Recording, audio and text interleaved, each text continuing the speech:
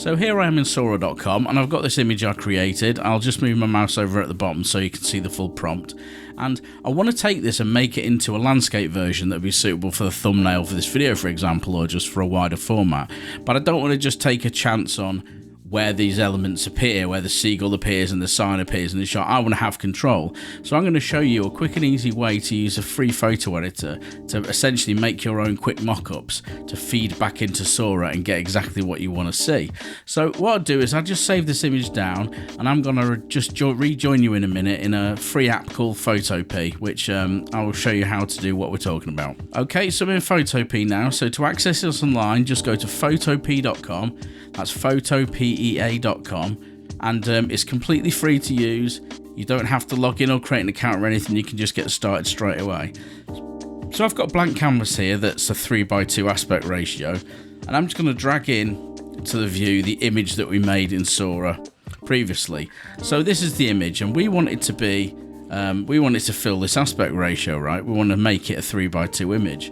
Now, because Sora's really good at combining the prompt with a visual guide, no matter how rough, we can just do something really simple here. So like we could just make a selection with a rectangular selection tool here around the seagull, press Control or Command J, which will put that seagull on a new layer on its own, like that. And then we can go back to the main layer on the layers panel, so make sure you're not selecting the seagull layer now. And you can do the same with the sign. Again, you don't have to cut it out properly. It can just be really rough around it because Sora will be able to still discern what's going on. Control or Command J, depending on if you're a PC or a Mac, again, to put that onto its own layer.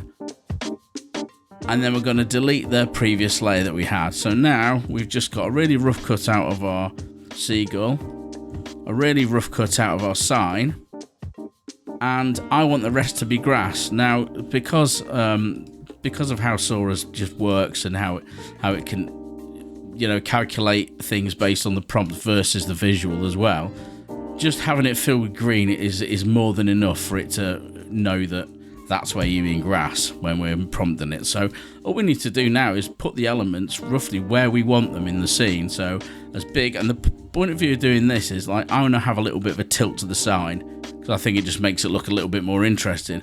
And maybe I want to make the sign bigger in the shot, because if we're thinking about thumbnail for this video, for example, or something, you want the elements to be big and bold. And I might want the seagull to, be bigger in the shot as well. Maybe I want the seagull to be standing here, a little bit up behind here. So let's just say that's what we want. We want the seagull there, the sign there, and everything else we just want to be plain grass. That is more than good enough. So now we just go to File, we'd go to Export As, and I just do a JPEG, it doesn't matter for this. Save, and then it will save it down to your local downloads folder, and I'll rejoin you back in Sora in a second. So we're back in Sora now, and all I've done is I've added the image that we've just created, the mock-up we just created, into our new prompt box by just clicking on the plus sign and dragging it in from its saved location.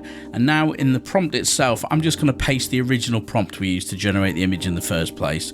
So now we've got a combination of our original prompt with our mock-up, our really rough mock-up showing the size and the angle and the placement we want the elements of the shot, and we've just used a flat green to represent the grass. And between these two, Sora's going to know exactly what it needs to do to create what we need. So now it's just a case of clicking remix and waiting for the result. Yeah, these look great. These look exactly what I wanted. They followed the visual guide perfectly, and they filled in all the rest of the details using the prompt and Sora's excellent GPT4o image model. So thank you very much for watching. I hope this was useful, and I'll see you in the next one.